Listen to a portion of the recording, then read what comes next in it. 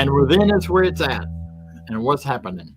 Welcome to the Center for Spiritual Living Midtown, where we are quick to say, such is the nature of life, that all it asks and all it wants is the opportunity to appear. You are that opportunity. So am I, and so it is.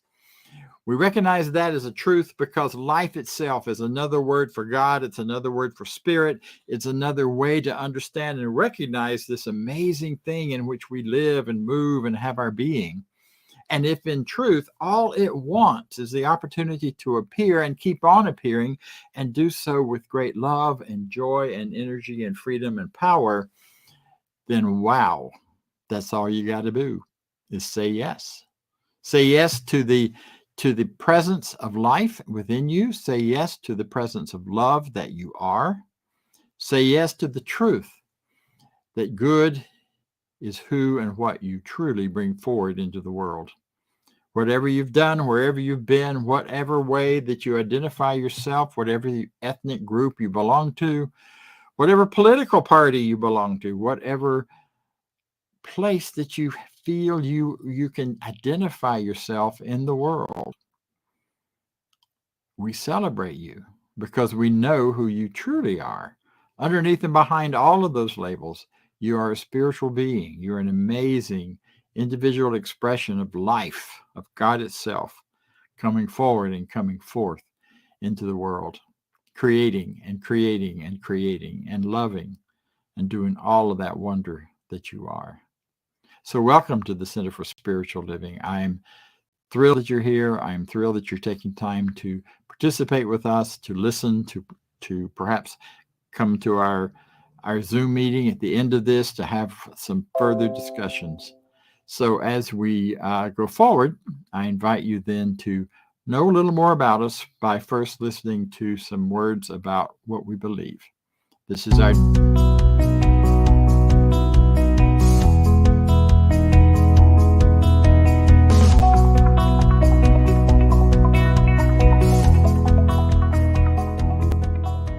I believe in one God, one absolute power and first cause to all things.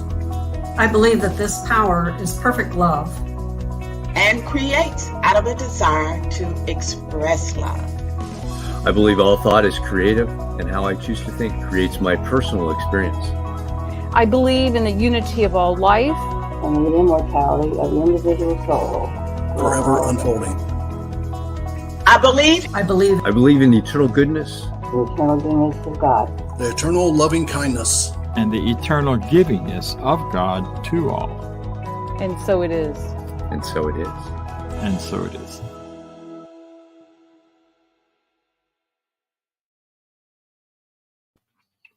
And so it is. So to know further and to share a little more about who we are, but also to share the beginning of an experience for you of knowing a greater truth and having a wonderful time in this life. I'm one of our practitioners. A spiritual mind practitioner is someone who has studied this teaching, is licensed by our national organization to know and understand how to use these ideas for herself, as well as to provide opportunities for you to learn how to use them and to participate in knowing a greater truth for yourself. So today we have the wonderful Barbara Guillory to share with us. Hi, Barbara. Hello, Nahmod, and thank you. Love being here with you, and of course, with everyone here as well. So today, I'd like to share with you an experience that I had. I've had a wonderful, wonderful, wonderful week.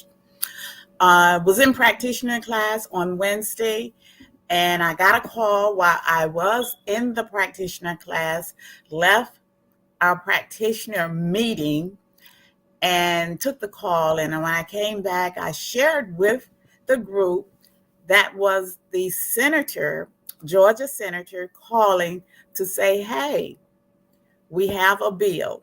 And you say, well, what is that bill? Your mind always letting you know you have this to do, you have that to do. And if you see it as a problem, my teaching, my philosophy, then it becomes my problem.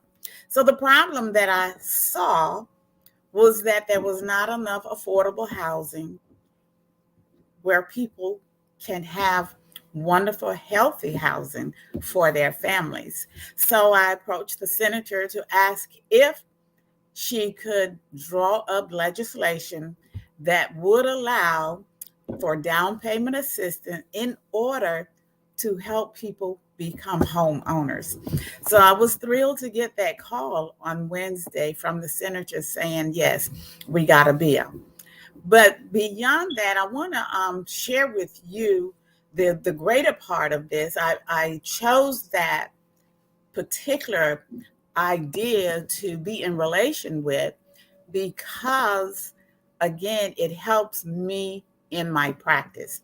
So this is how my mind works. It will go off. It will make up things. It will bring things back that could be the truth, that could not be the truth. So the quote for today: never let anything cause you to doubt your ability to demonstrate the truth. Again, never let anything cause you to doubt your ability to demonstrate the truth. And I'm going to change it just a little. Never let your mind cause you to doubt your ability to demonstrate the truth. And here's the rationale behind that. Your mind is very, very active. My mind is very, very active. And I'm always imagining. I'm creative. I like to do different things, fun things. But there has got to be boundaries around my mind. So growing up, you learn boundaries. You know that the fire is hot. You know not to go in front of the cars. These are all boundaries for our safety. But what are those boundaries for our minds? So not often a conversation, but this teaching has given me that opportunity, has given me a way, a technique, if you would, to be able to set up boundaries around my mind. And in doing so, I can know that I am safe. I can know that I am in a secure place within the boundaries. I can know there is comfort within these boundaries.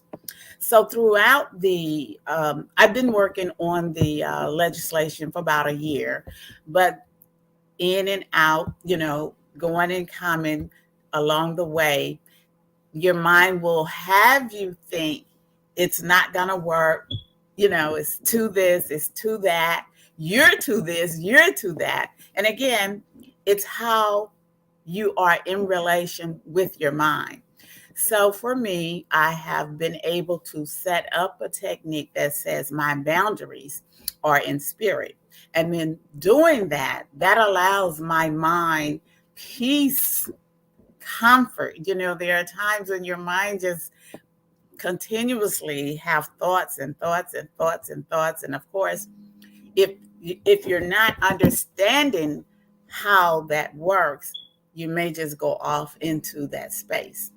So I want to do treatment, if you would, and the treatment will be for boundaries in peace.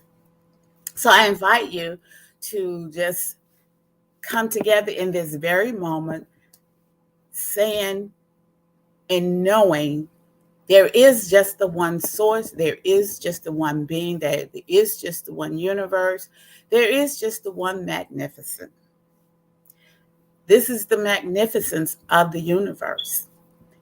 We know this magnificent, we know this source, we know it in all its glory, we know it in all its beauty, we know it in all its magnificence, we know it in all the peace that it is, we know it in all the power that it is.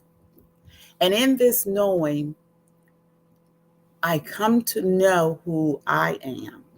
And in my knowing of who I am, I can know that I am a co-creator with this wonderful, beautiful spirit. I am a co-creator with this wonderful, beautiful universe.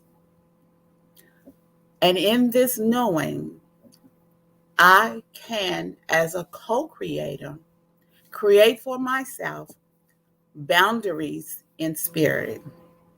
Knowing that my boundaries are in spirit, I can experience the safety of spirit. I can experience the love of spirit. I can experience the health of spirit. I can experience the wealth of spirit. I can experience being a co-creator with spirit in and of itself.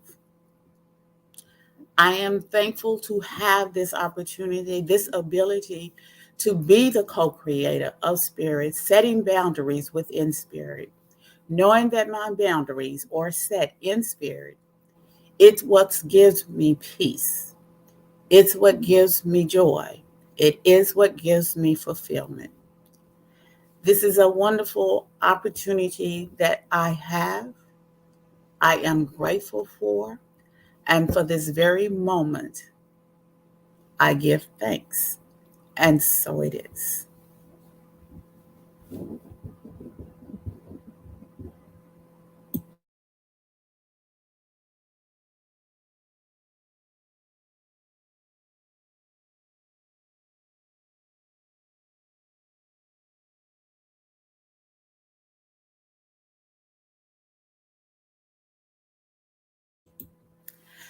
So the music.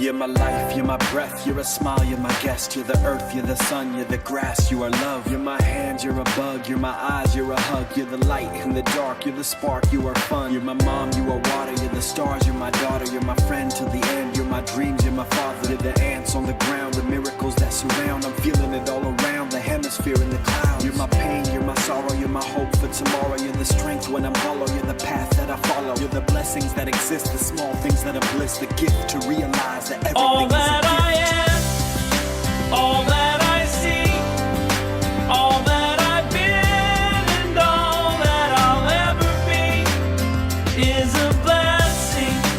It's so amazing, and I'm grateful for it all, for it all.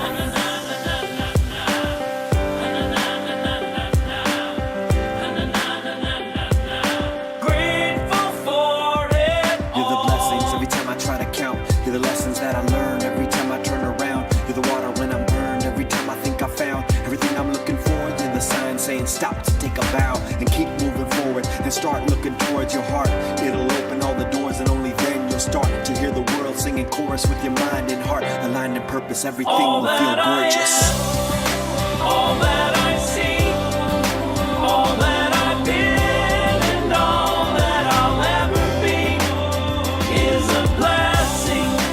It's so amazing, and I'm grateful for it all. Every day I sit and pray cause what I have is more than I deserve or could ever imagine. How do I give back to all of this magic and spread the love so everybody can have it? Doesn't matter if I'm rich or poor, if I got a family or if I'm all alone. Bad things happen, I can just complain and moan. Well, there's a million things that I can be grateful for. So I lift up my hands now, and I open my heart, and my gratitude goes out to everything near and far.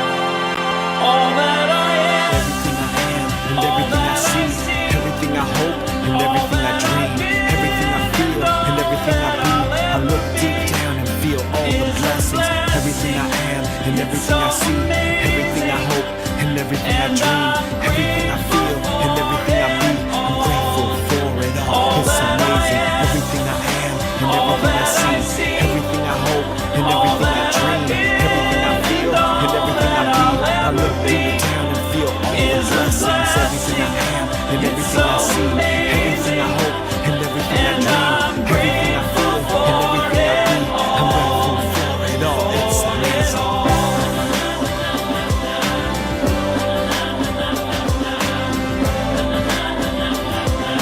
grateful for it all.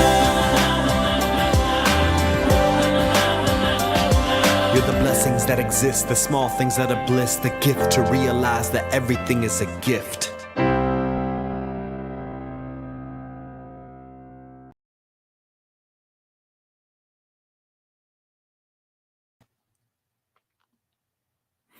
Take a deep breath. That's quite a ride, isn't it? Everything I am, everything I'll be, it's a blessing to the world.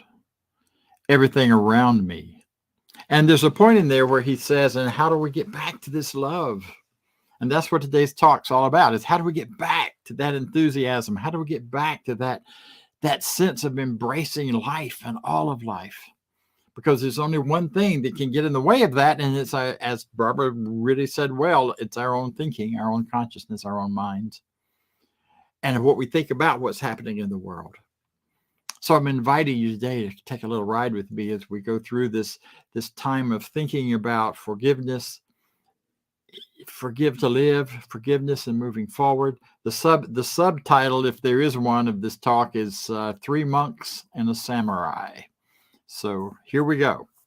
Stay with me. 2 monks got up one morning on their journey back towards to the monastery that they were staying in, and as they started their early morning, and they came upon a river right away, and at the river they found a person who is standing by the river looking at it and feeling quite frustrated and quite distressed because they can't get across the river. So they asked the monk, can you help me across? Can you help me make this journey? And the older monk, without a hesitation or without a moment, said, well, of course. Scooped up the person, put them over their shoulder, and carried them across the river. Sat them down on the other side. The person was very thankful and grateful, and the 2 monks continued on their way.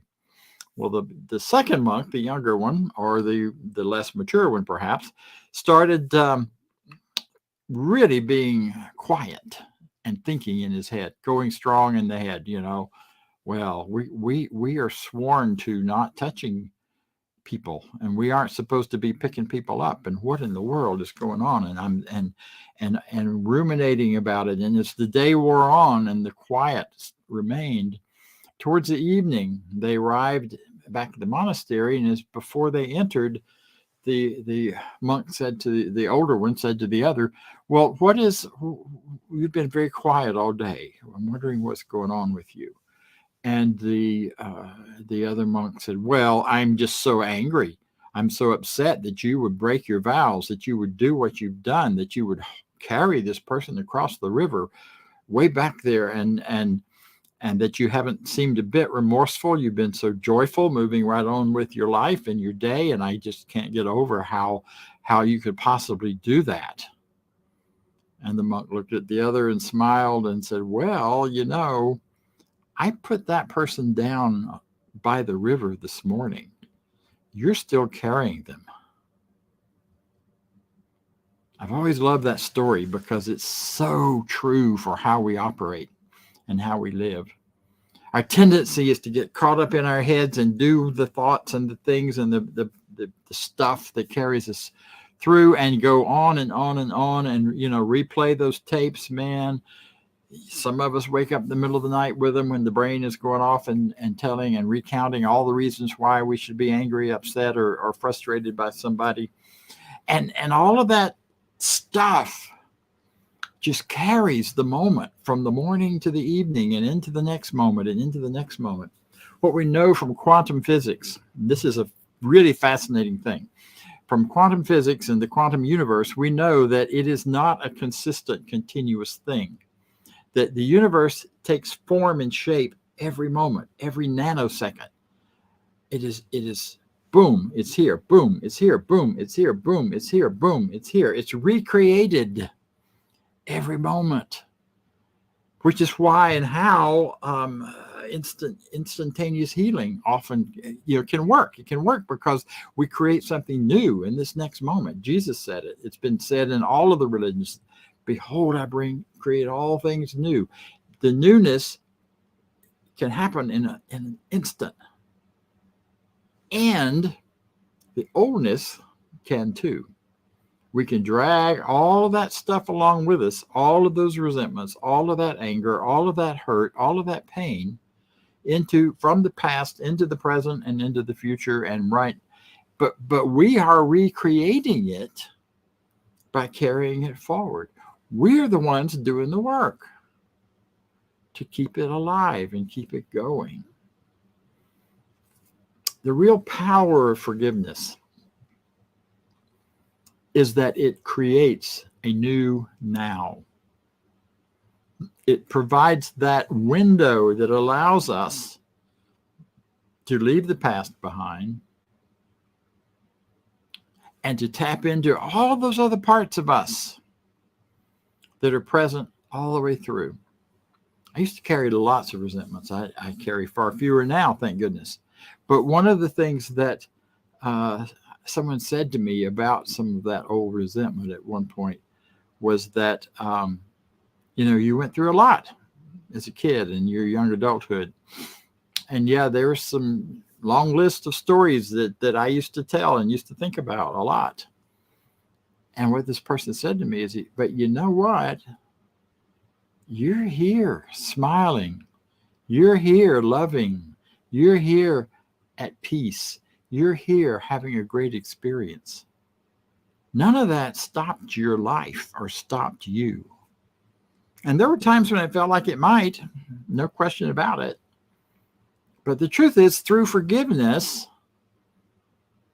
and the process of forgiveness and the power of forgiveness, that old stuff just don't matter no more, as we say. Ernest Holmes says in the textbook, part of the purpose of our teaching is to look any discordant, troubled fact in the face and know better. We don't pretend bad things haven't happened. We don't pretend things aren't going well in the world. What we do is we look at them clearly and squarely and deeply to see beyond and behind them until we see the greater truth and the greater reality. Cool, huh? Sometimes when I read that passage, I think about when I was a kid and I'd stand up in my tallest self and face down whatever was in front of me and say, I ain't scared of you. Can't always do that. Didn't always succeed at it. The truth is that fear, that anger, that hurt, that judgment is all in here, regardless of what happened in the world on the outside. And so I choose and have chosen and chose and chose and chose and continued to choose to leave all that behind, to not bring it and recreate it in this moment or this moment or this moment. And forgiveness is the practice. It's the human practice, the human psychological and spiritual practice that allows us to do just that, to create all things new in this moment. So how do you know you need to do forgiveness kind of work? Well, if something's nagging at you about somebody, that's a pretty clear message. You don't need a lot of insight from me about that. But there are other times when things going on in your life may just feel stuck. I've been feeling some of that lately, and stuck in the having been through this last round of COVID, and I'm stuck at home, and I start thinking of being stuck in this and stuck in that and stuck in the other, and I have to step back and say, what is there to be forgiven here? What do I need to forgive? What do I need to let go of, to release, to give forth, so that living forth can activate and be alive and well in me? When things just don't seem to be flowing easily and freely for you. I know the place where I usually start with that whole thing is I need to forgive myself. Or if I find myself ruminating about the past, or something that happens today reminds me of some resentment or anger or hurt or pain from the past, and it starts, you know how that goes. It's like the little gerbil wheel. It just starts to go around and around and around and around. Sometimes it won't stop if you don't take charge of it. So what I do, one of the things I do, is when that gerbil wheel gets going, I substitute the ideas that are in there. And it's a hard thing to start with. You have to force yourself. Instead of all the things that are rehearsing in my head about what was done wrong, I started rehearsing instead words and slogans and truths that are right for me. I am loved. I am loved beyond the love I'll ever understand. I love this person, this situation, whomever. And so I start trying to change the language of that gerbil wheel. And usually the gerbil gets bored and stops, or else it opens me up to a deeper place where the gerbil wheel is just not a part of my truth or my reality. So forgiveness is a practice. It is a choice, and it's a practice. And it has everything to do with our personal healing and growth. Louise Hay has some words about that. Her great little book, You Can Heal Your Life, is a treasure that everyone should have handy. She says, love is always the answer to healing. The pathway to love is forgiveness. She has some amazing practices and meditations and things in that little book, and it's been revised and brought forward into the 21st century. And but it has basic things that are so tuned into the human psyche that they work well now, just as they did 30 years ago. So we're going to be talking about some of those a little more, and we're going to talk about some of them now. I mean, where you start with this whole thing of forgiveness is saying honestly and truly to yourself what's been done, whether it's done to you or by you. Not shading it with any platitudes or sweetness, but honestly saying, that person hurt me. That person caused me pain. I hurt you. I hurt myself. I made a mistake. I did something dumb. Or whatever language really brings that home to you and lets you feel it in your body as well as your mind. You start by saying what happened. Yeah.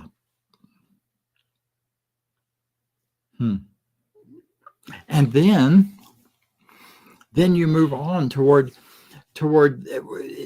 begin to shift that into, in your life and my life, the only person responsible for anything that happens to us and how we respond to it or how we create it is us.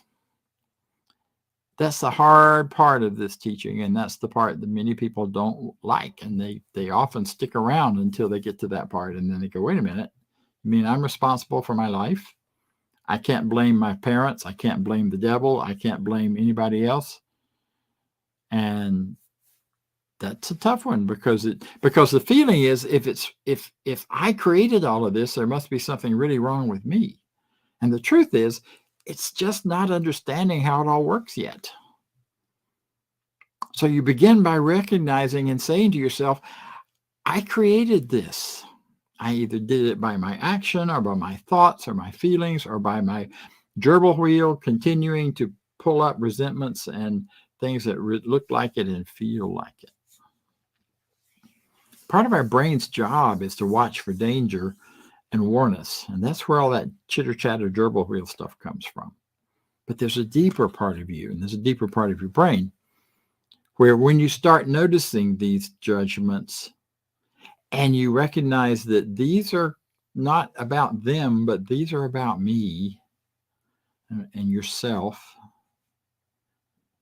and then you begin to label them as judgment or interpretations, or we make up stories. Oh man, are we good at that? You don't quite understand what's going on in something, and so you make up a story about it, and a story that corresponds with how you're feeling, which might be a story about how much you're mistreated. It might be a story that puts you fully on the victim train, or it might be a story and it can also be a story that sets you free. But we make up stories, we create stories. So then you begin to notice where the judgments are, where the stories are, what is going on there. And here's the kicker. Instead of making yourself wrong give yourself a pat on the shoulder and give yourself a lot of love and compassion for creating those stories, for that brain of yours, for doing its job and protecting you and coming up with, this is what happened, this is what's wrong, you better look out. Not because you want to act on that, but you want to recognize how wonderful and powerful your whole system is that would allow you to do that judging and that judgment. And how amazing that there's a part of you that can stand outside of it and label it and look at it and recognizing it for what it is. That's really wonderful. That's really, truly good. You know, and then when you begin to do that and you begin to care about yourself and thinking, wow, I must have been hurt. There must have been some real things happening in my life that led me to be this judgmental or this critical or this hurtful or this injured or wounded or wherever that goes for you. And instead of making yourself bad for that, love yourself with compassion and ease and goodness and freedom. Again, not to repeat any of the behaviors necessarily, but to just have compassion for how you got here. How you created this for yourself. And then comes the big question, asking yourself, am I willing to see the divine perfection in this situation? If I've become a victim, am I simply participating in that great dance of victim and perpetrator, whatever degree or label, to whatever degree that may be going on? Because you can't have one without the other. You can't have a teacher without a student. You can't have a student without a teacher. You can't have all of these apparent pairs that are going on in our lives.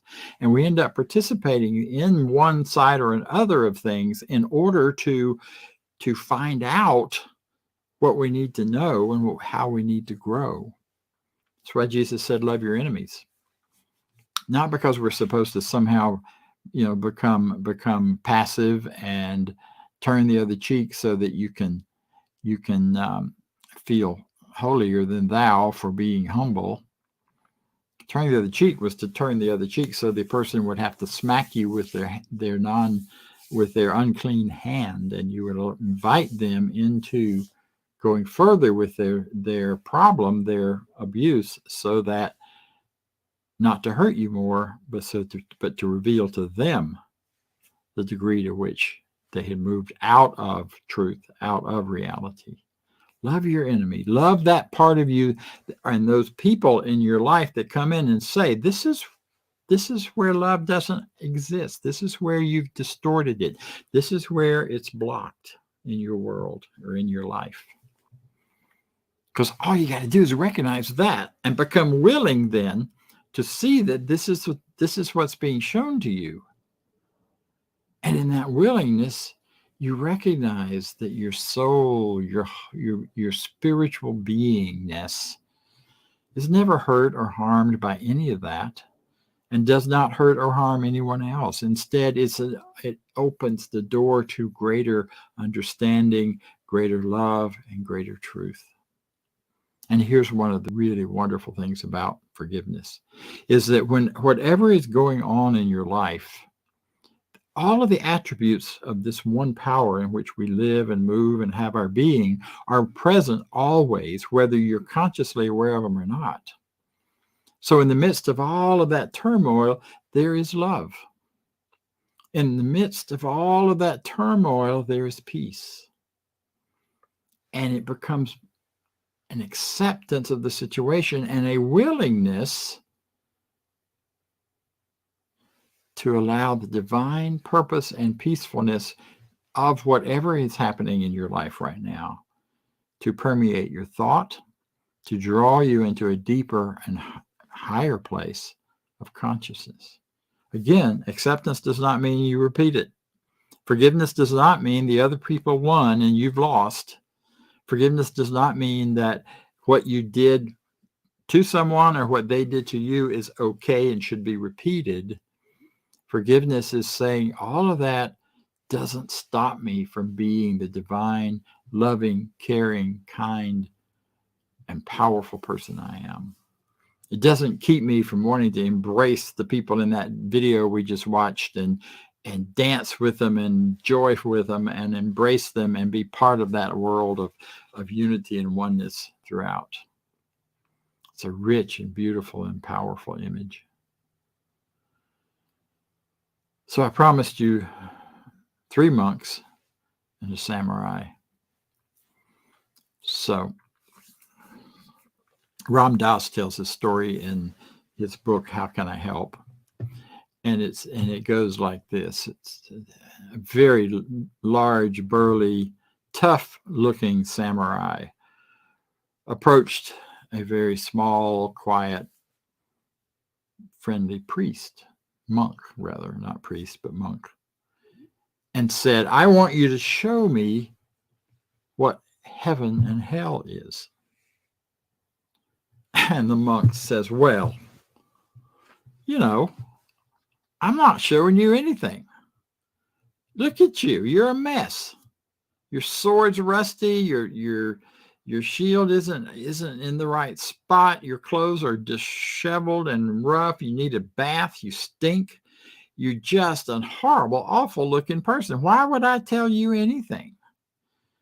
And needless to say, the samurai was enraged and he could barely speak. In fact, he couldn't speak. He was so angry at how the monk was speaking to him and treating him that he was starting to pull his sword in order to end that monk right then and there. And the monk very quietly said, that is hell.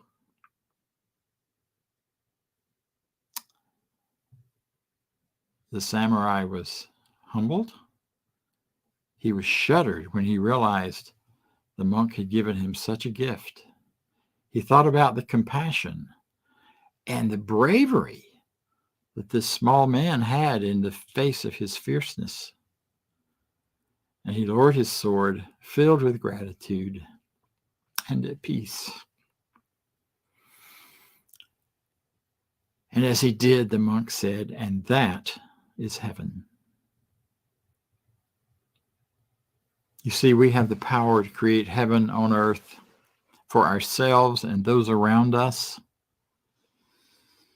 And we do so by stepping into that place of compassion, that place of love, that place of kindness, that place of holding one another up, that place of being the mirror for other people, and that place of deep, deep self-forgiveness and compassion.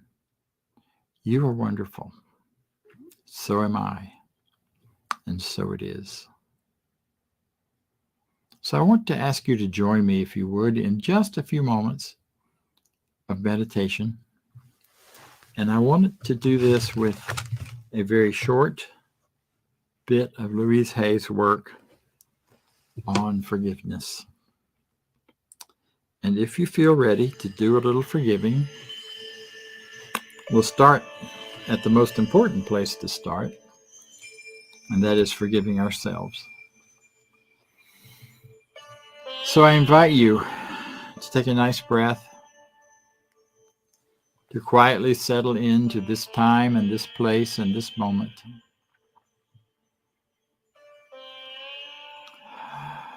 Breathing in, breathing out. Allowing the peacefulness of yourself, the music, the world around you to simply settle.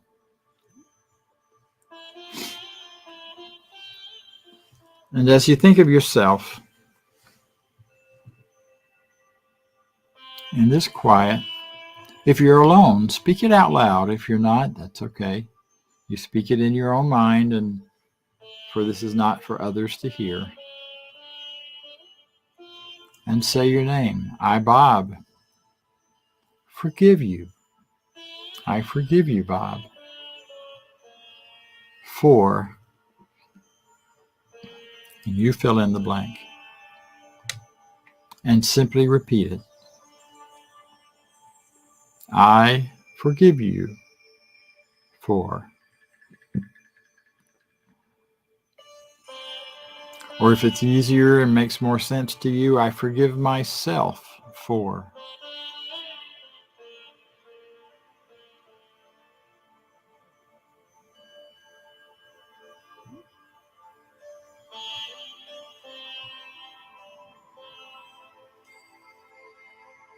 And simply repeat it gently and silently and almost as a mantra, not rushed. I forgive myself for.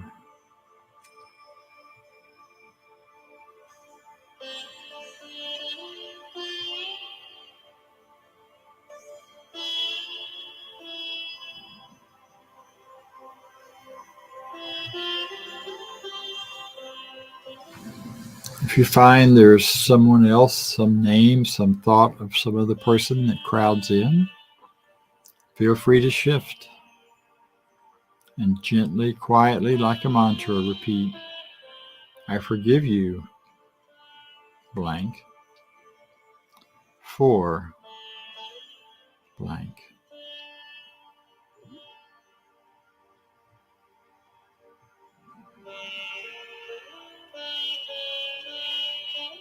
And simply allow these thoughts to continue as a quiet mantra. I forgive you for.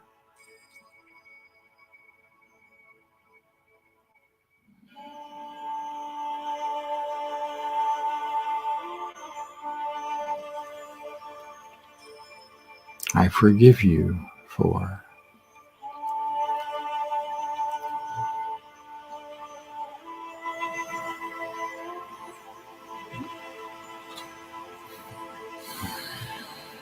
I forgive myself for. You may find a lot of emotional attachments to these thoughts come up. Allow them to flow through. They won't harm you. They're just feelings. They're just energy being released. Opening the door for greater love for yourself and for others. Deeper appreciation for who and what you are and all of the paths you've traveled to this moment.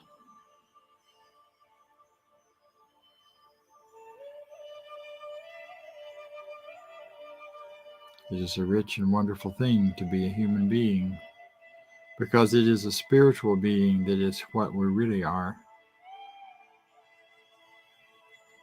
And so with ease and grace and simplicity, I allow myself to feel the gratitude of participating, the gratitude of life, the gratitude of being a part of this wonderful time here together. And in this gratitude, I release it. I let it be so, and so it is. It's recommended that you spend at least 5 to 10 minutes doing that. And that you perhaps repeat it once a week or so, or until it feels clean and clear. Thank you for being with us. Now let's hear from the wonderful Vance. Thanks, Dr. Bob, for that awesome talk this morning. I know I am greatly inspired with every message that you give. And in that knowingness, I know that we are in a great spiritual community. And this is our time to give thanks, to give back. We have the opportunity to give back to where we're spiritual.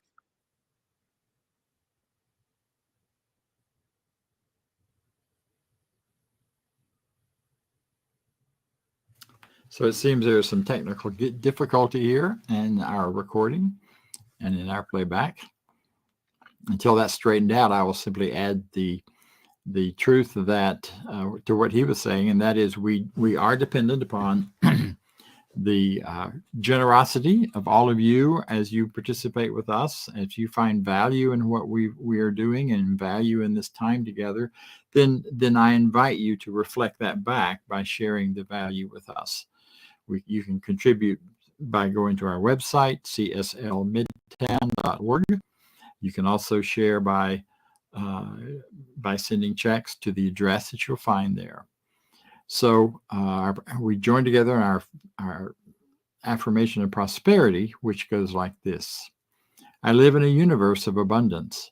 As I freely and joyfully give, I join in the divine flow, and all that I share with life returns to me, multiplied abundantly, and so it is. And there's the information about contributions. So we do have announcements. The announcements, I will just speak them because we are running close on time, and that is to tell you that on Tuesdays, we have this wonderful time together called Spiritual Empowerment or Personal Empowerment. It's an opportunity to come together to talk about whatever may be up for you, to talk about whatever concerns you may have about life or the world. And then together we do an affirmative treatment or affirmative prayer that brings peace of mind and an open heart to all of us. We will be here next week. Reverend Jackie will be speaking. Reverend Jackie Doherty. Reverend Jackie Doherty. So she will, or Doherty, she'll do that, and I will be taking a Sunday break. I look forward to hearing about her and about the work with you. So let us close with this affirmation of truth. Okay, we're not going to have the affirmation of truth today. There it is. I leave this place now knowing something better than I knew before. I go forth into the world with a heart full of love and a mind full of good sense. I look at the world in a greater way, knowing that I have within me everything I need to create the life I desire. I give thanks for this understanding. I am grateful for the spirit of life that lives through me, and so it is. Thank you for being with us. We'll see you next time.